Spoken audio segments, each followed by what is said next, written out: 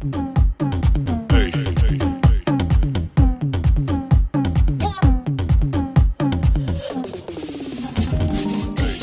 guys, I'm happy to see you guys again. You're welcome to my channel. If you're watching this for the very first time, please do not forget to press the subscribe button below and click on the notification bell up so you get new videos each time I upload, okay? If you've been watching me, if you're catching up on my videos, welcome back, because today I have a bonus for you guys.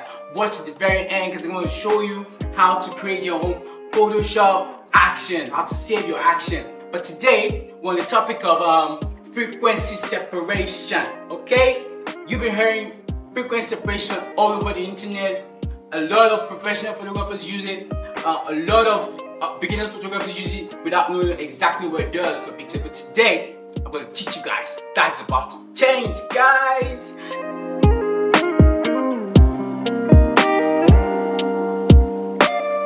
So frequency separation really helps you, right? Soften the transition between your highlights, midtones, and shadows, okay?